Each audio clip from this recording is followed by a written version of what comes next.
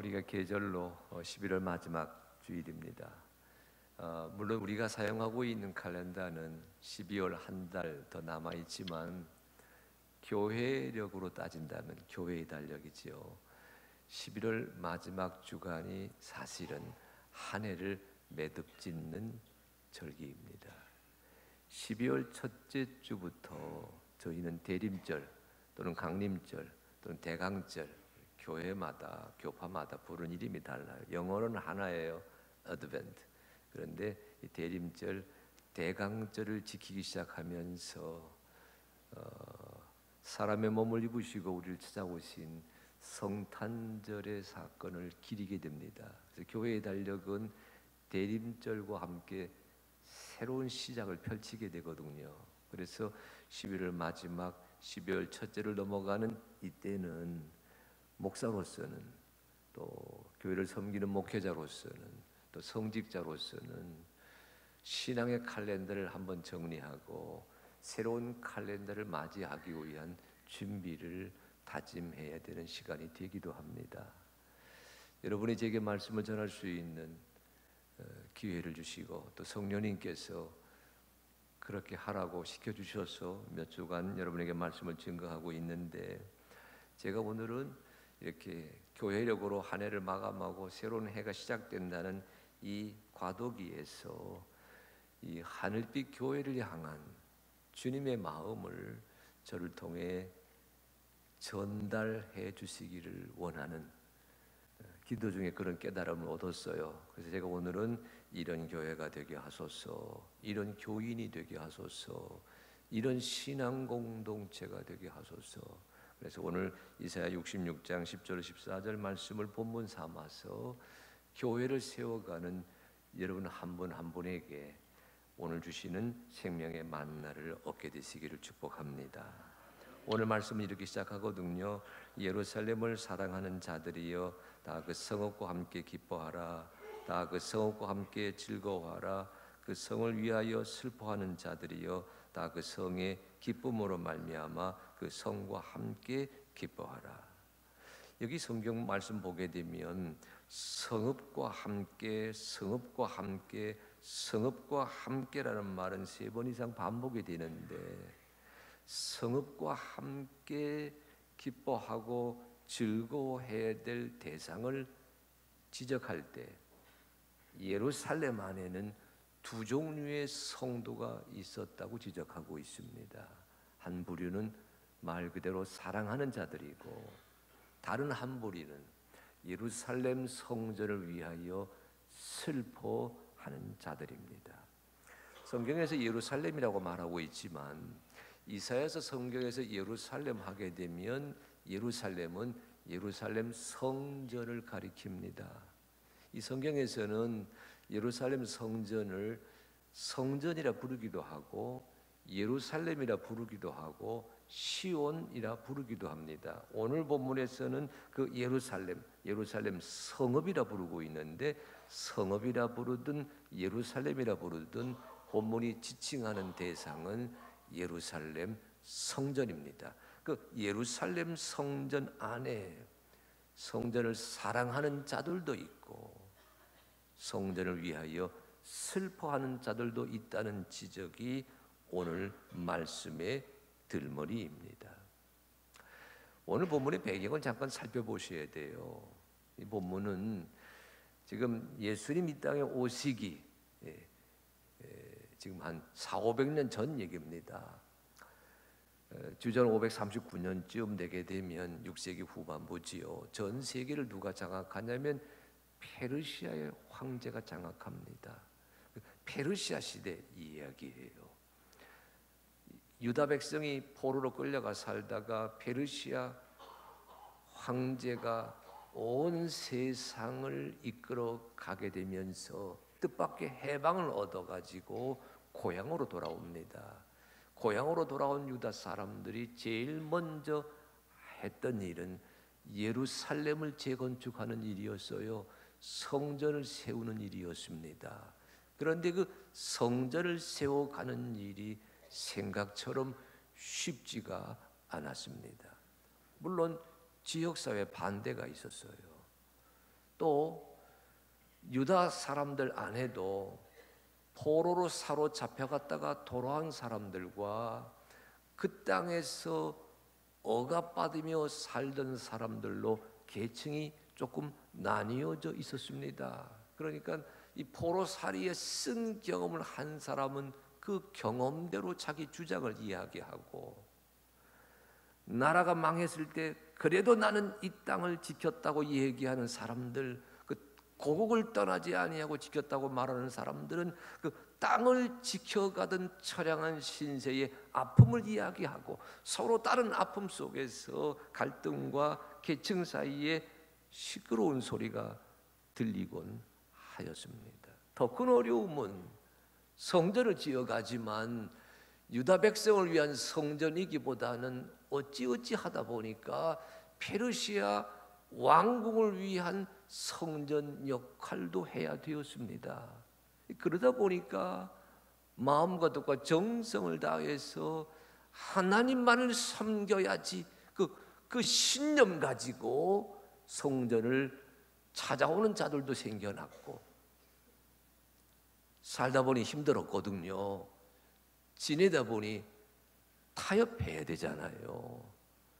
마음은 하나님 중심이지만 세상이 페르시아 문화, 종교, 페르시아 관습으로 이끌어져 가니까 어쩔 수 없이 타협하게 되는 사람이 생겨나게 되거든요. 우리 흔히 하는 말로 혼합주의가 생겨나는 겁니다. 그래서 두 번째, 이게 예루살렘에 찾아와 가지고 그 성전을 새로 세운 사람들 안에서는 이렇게 그 시대의 조류에 편승하느냐 마느냐 문제 가지고서도 이념적인 갈등을 벌이게 되었어요. 그래서 두 번째 성전은 소란했습니다.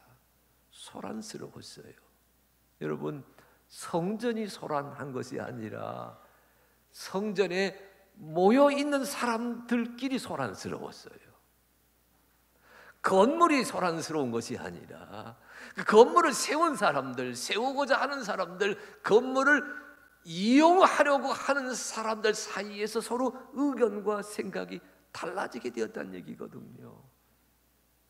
그런 까닭에 오늘 성경은 사랑하는 자들, 예루살렘을 사랑하는 자들, 예루살렘을 위하여 슬퍼하는 자들로 성전 공동체가 마음앓이를 하고 있다. 그 지적이 오늘 본문이에요. 여러분, 용어를 잘 쓰셔야 돼요. 사람 탓에 나뉘어져 있다 이리 말씀하지 마세요. 제가 뭐라 말했어요? 가슴앓이 하고 있다, 마음앓이 하고 있다. 여러분, 그리 쓰셔야 돼요. 성전에 모인 사람들이 하나님을 예배하고자 여기 한자리에 모여 있지만은 서로가 조금 생각이 다르다 보니까 가슴앓이 하고 있는 그 현장, 그것이 이사야 66장 말씀의 배경이에요. 마음앓이 하는 자들, 사랑하기에 마음앓이 하는 자들, 슬퍼하기에 마음앓이 하는 자들, 사랑하기에 가슴앓이 하는 자들, 비난하기에, 비판하기에, 모자란 점이 너무너무 크게 보여서 안타깝기에 가슴앓이 하는 자들. 예루살렘 성전 공동체가 그런 모습이었어요. 근데 여러분 아실 것은요, 오늘 성경은, 오늘 성경 말씀은 예루살렘을 위해서 슬퍼하는 자들에게 주시는 말씀이 아니고 예루살렘을 사랑하는 자들에게 주시는 말씀이에요. 하나님의 뜻이, 하나님의 마음이, 하나님의 함께 하심이 부정적인 사람보다는 적극적인 사람 중에 같이 간다는 암시가 되기도 하고요. 하나님의 뜻이, 하나님의 경륜은 때로는 다 같이 가슴앓이를 하고 있지만 탄식하며 슬퍼하는 자리에 머물러 있는 자에게보다는 그럼에도 불구하고 사랑하고자 나서는 자들에게 함께 한다는 암시가 오늘 말씀 속에 새겨져 있어요. 그래서 오늘 성경은 예루살렘을 사랑하는 자들에게 주시는 하나님의 계획입니다. 지난 주간에 제게 서울의 모 대학에서 대학 경영과 관련된 매거진을 하나 보내주셨어요. 이렇게 계절마다들 보내주는데 이번 2019년 가을호에 제목이 타이틀이 공감이에요. 공감. 따라하시기 바랍니다. 공감. 그게 공감. 다시 공유. 다시 공감. 공유. 아니 아침들 안 드셨나요? 다시 공감. 공유. 예. 제가 받은 건 경영대학 매거진인데 이 매니지먼트, 대학 경영, 회사 경영 어찌 보게 되면 목회도 조금 시쳇말로 하게 되면 교회 경영일 수 있습니다.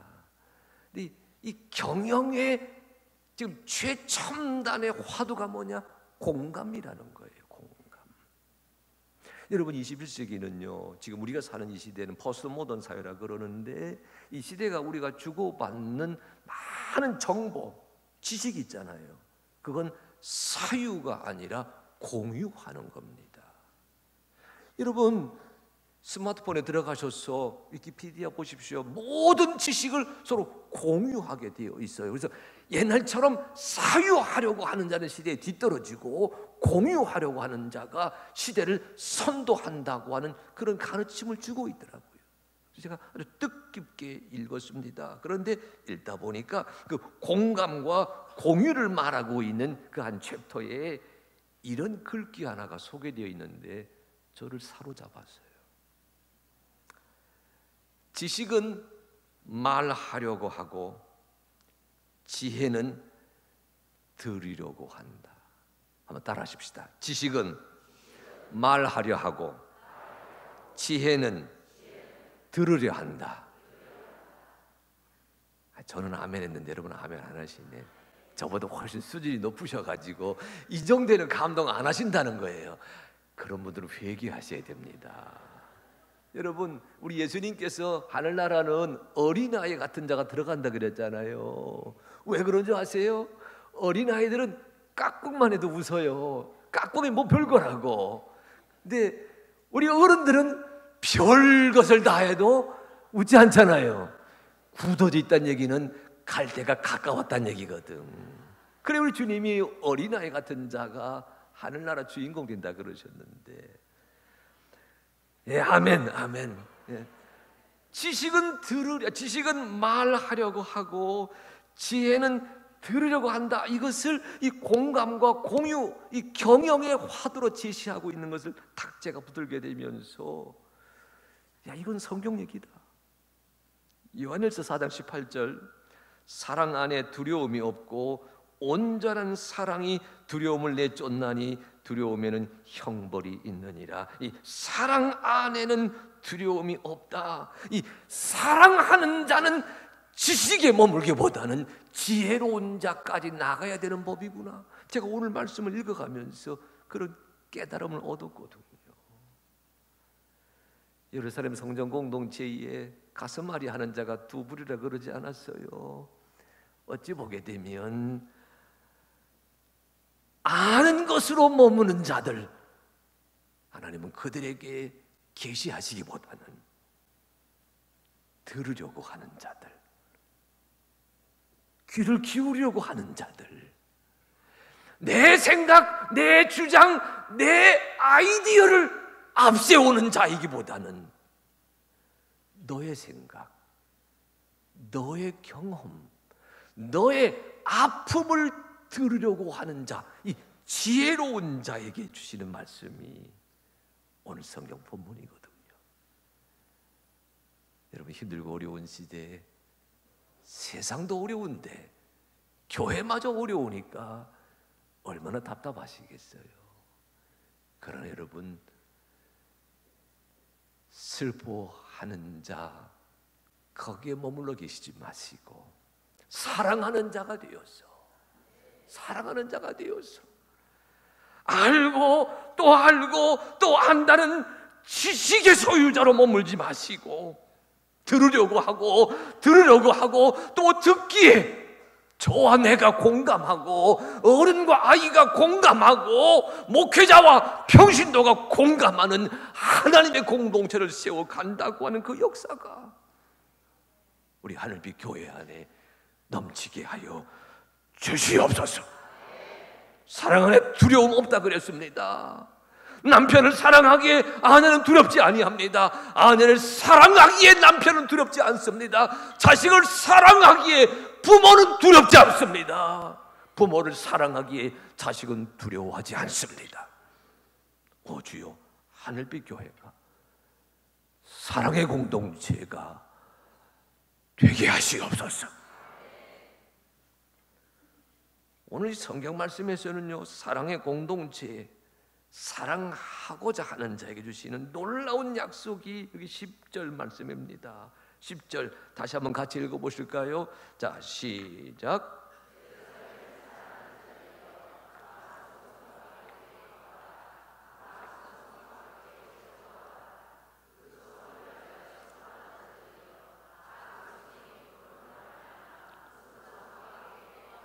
아멘.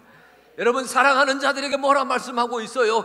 슬퍼하는 자들과 함께 together, 함께 사랑하는 자들만 하는 것이 아니라 슬퍼하는 자들이요, 슬퍼하는 자들, 그들과 함께 사랑하는 자, 슬퍼하는 자 다 같이 함께 뭐예요? 성읍과 함께 기뻐하고 성읍과 함께 즐거워하고 성읍과 함께 기쁨으로 말미암아 기뻐하는 공동체가 되는 은혜를 내가 너에게 베풀겠다.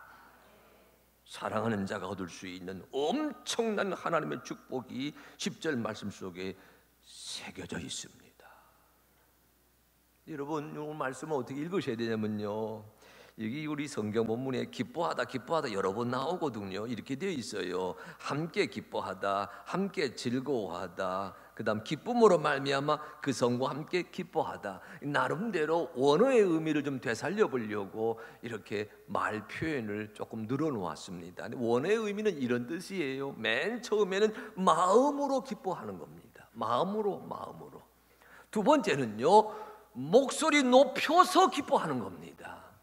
세 번째는 온몸으로 춤추면서 동작을 다 함께 더불어서 기뻐하는 겁니다. 그러니까 예루살렘을 사랑하는 자들에게, 사랑하고자 헌신하는 자들에게, 하나님의 교회를 세워가기 위해서 들으려고 하고 공감하려고 하고 공유하려고 하고 낮아지려고 하는 자에게 주님께서 뭘 채워주시느냐? 기쁨 위에 기쁨을 더 채워주신다. 여러분, 이 하나님의 약속이 2020년 하늘빛 교회가 누려가는 주의 엄청난 축복이 되실 줄로 믿습니다. 남편이 낮아져 보세요. 아내가 낮아져 보세요. 부모가 낮아져 보세요.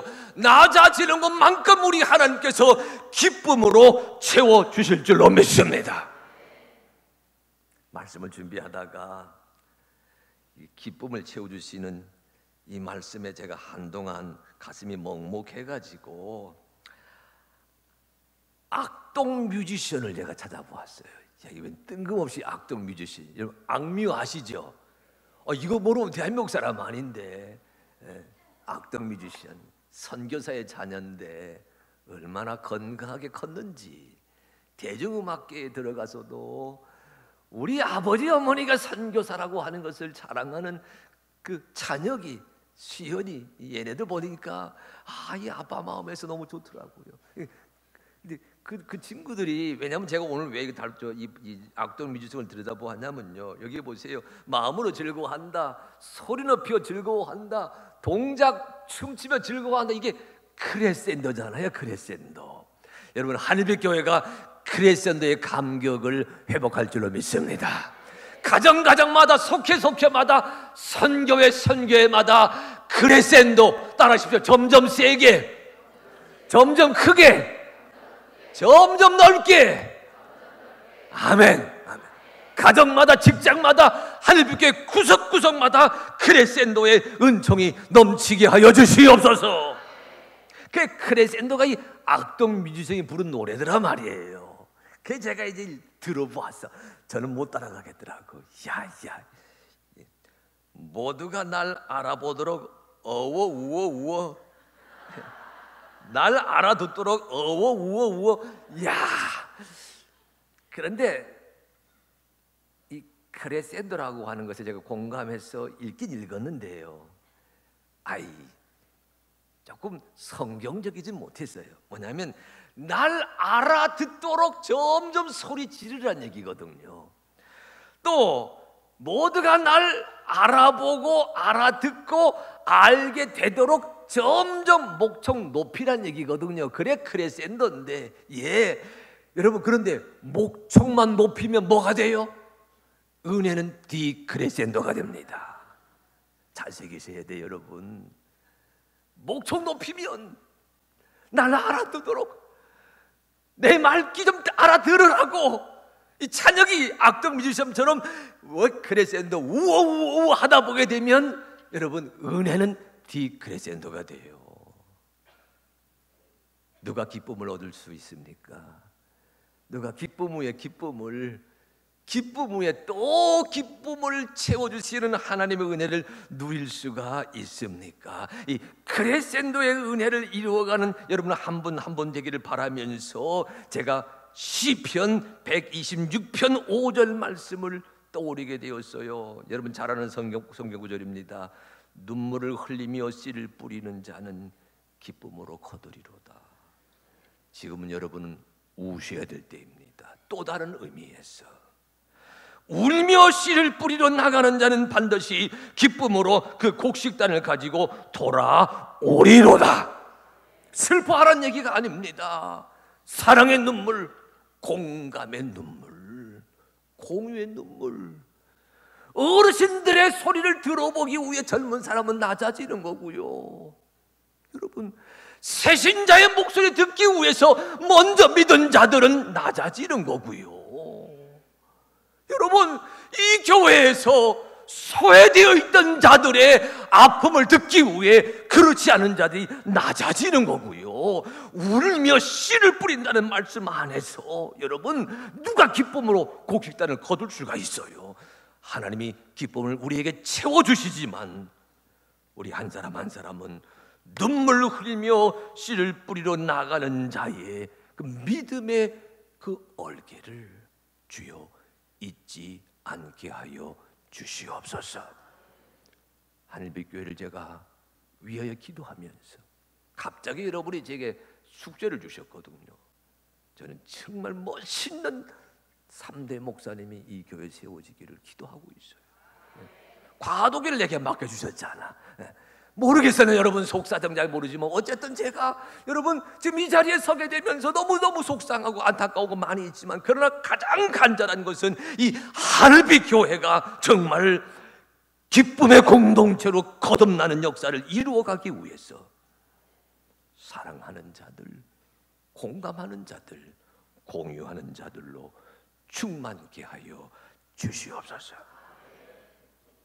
여러분, 오늘 성경은요, 이 성전 공동체를 향한 선지자 이사야의 마음도 들어있어요. 11절 13절 읽어보셔야 되는데 거기 이런 말씀입니다. 여러분, 이사야 66장 11절 13절 다 같이 한번 읽어보실까요? 자, 시작.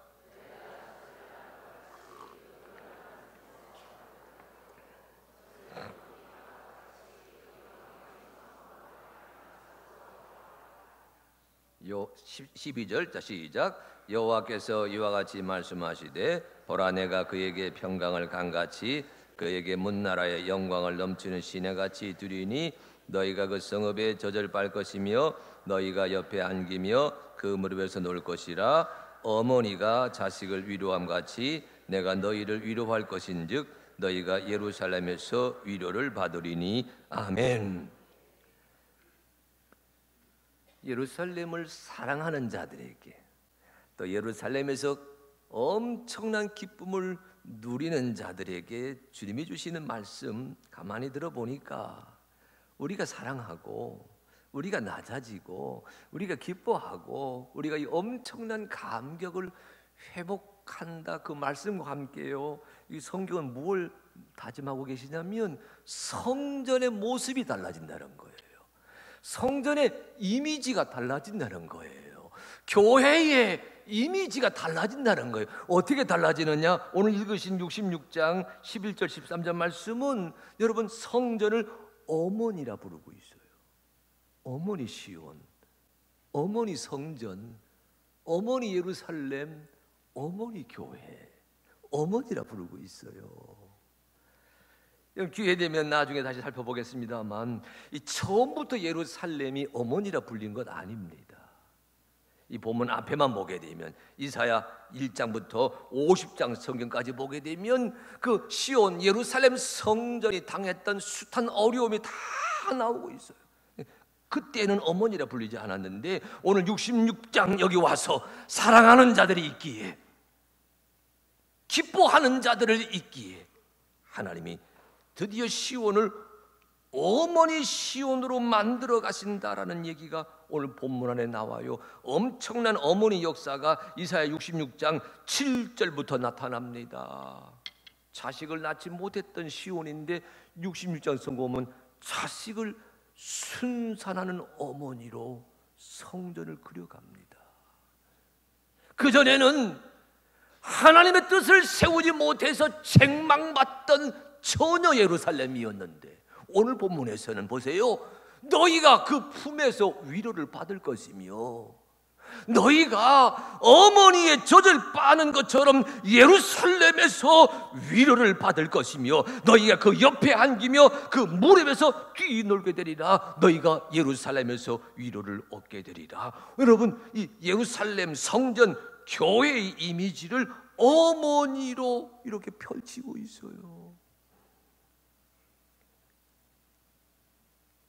아버지 되신 분들에겐 좀 죄송합니다. 저도 아버지니까 저 두고 하는 얘기지요. 아버지, 그 fatherhood, 부성성보다는 어머니, mother, 그 모성성을 회복하는 신앙 공동체가 되게 하신다는 하나님의 약속입니다. 어머니는 품어주잖아요. 아버지는 나무라지만 생물학자들의 글을 보니까 남성성과 여성성의 그 DNA가 이렇게 다르더군요. 그 여성의 그 DNA는 컬렉션, 그리고 수집하고 분류하고 보존하고 갈무리합니다. 그런데 남성성의 DNA는 뭡니까? 사냥꾼 DNA예요.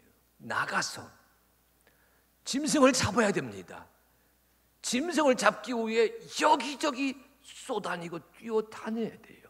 그래서 그 남성성의 그 모습은 뛰쳐나가는 모습이라면 여성성의 그 DNA는 안에 있는 식구들을 돌보고 품고 갈무리하는 그런 문화로 나타났다는 겁니다.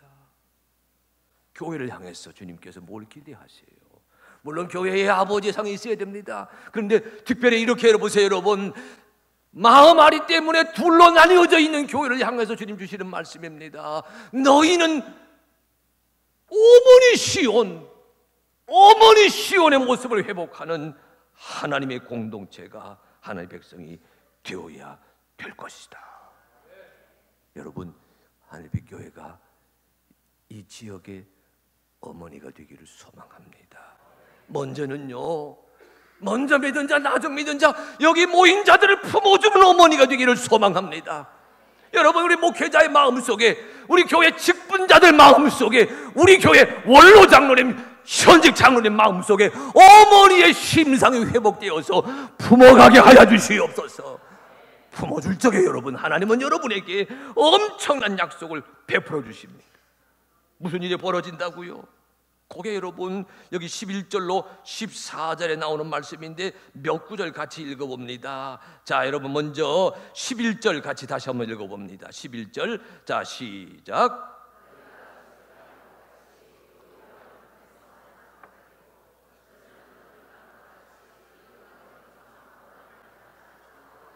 여러분 11절에서 성도들의 모습은 젖을 빠는 아이입니다. 이 11절에서 교인들의 모습은 젖을 빠는 아이예요.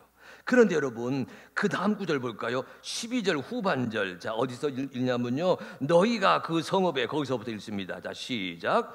너희가 그 성읍에 젖을 빨 것이며 너희가 옆에 안기며 그 무릎에서.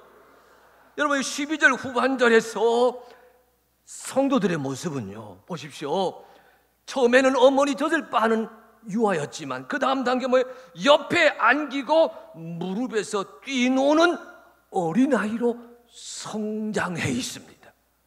젖을 빨던 유아가 어린아이로 성장해가고 있어요, 여러분.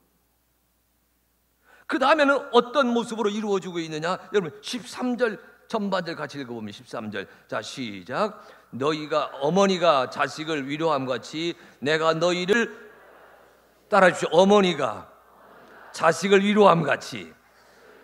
여기 우리 성경에서는 자식이라고 번역되어 있는데 원어에서는 자식이기보다는 man, 사람이에요. 어른이에요. 어른. 어머니가, 여러분, 아무리 다 컸어도 저희 어머니가 87세이신데요. 저도 지금 조금 연식이 갔잖아요, 이제는. 그런데도 늘 조심하라 그래요. 내가 보기엔 그 어른이 조심해야 되는데 어머니는 나보고 조심하라는 거야. 그러니까 자식이에요. 그러니까 아무리 다 자랐어도, 아무리 성장했어도, 아무리 어른이 되었어도 어머니가 보기에는 자식이기에 자식이지만 이 히브리 원어에서는 이건 어른입니다. 보십시오, 보십시오. 여러분, 한 분 한 분이, 우리 한 사람 한 사람이 품어주는 공동체, 품어주는 교인, 품어주는 그리스도인, 품어가는 하나님의 사람이 될 적에는요, 내 품에 있는 그 주께서 맡기신 그 영혼이 처음에는 젖먹이였다가, 그 다음에는 뛰노는 어린아이였다가, 그 다음엔 어른이 되어 성장하게 된다는 이 약속을 여러분 마음에 새기셔야 됩니다. 자라나야 됩니다. 이 교회에서 어린아이들이, 청소년들이, 이 다음 세대가 이 교회에서 주여 젖먹이에서 어린아이로, 어린아이에서 어른 되어 자라게 하여 주시옵소서. 그런데 마지막에 어떻게 자라느냐? 14절 같이 읽어, 14절 같이 읽어봅니다. 자, 시작.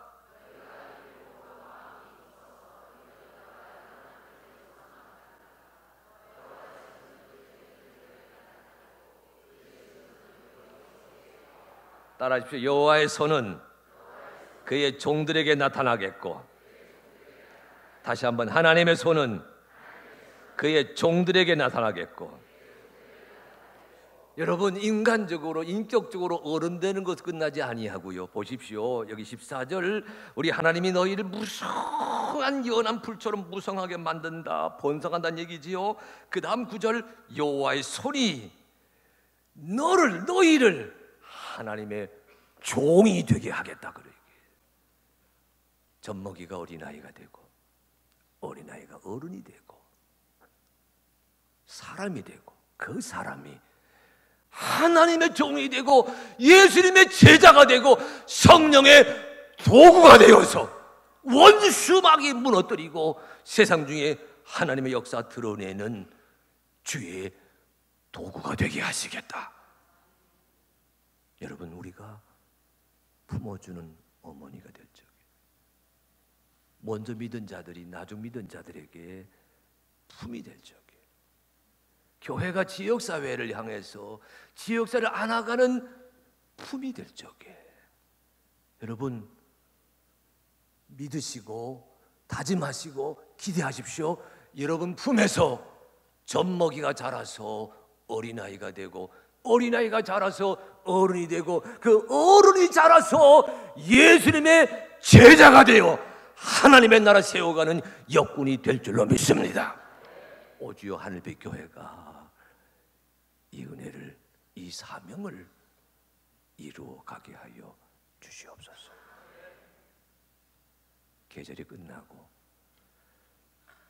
또 한 계절이 시작되는 이 지금, 교회의 달력으로 한 해가 마감하고 새로운 해가 시작되는 이 지금, 하늘빛 교회를 향해 주시는 주의 말씀을 마음에 새기시고 이 한 주간도 교회를 사랑하기에 기뻐하고 기뻐하는 만큼 낮아지고 공감하고 공유하는 품이 되어서 저희 교회 안에서 무럭무럭 자라나는 믿음의 세대들, 그들을 양육하는 멋진 보금자리 주님의 교회가 되게 하여 주시옵소서.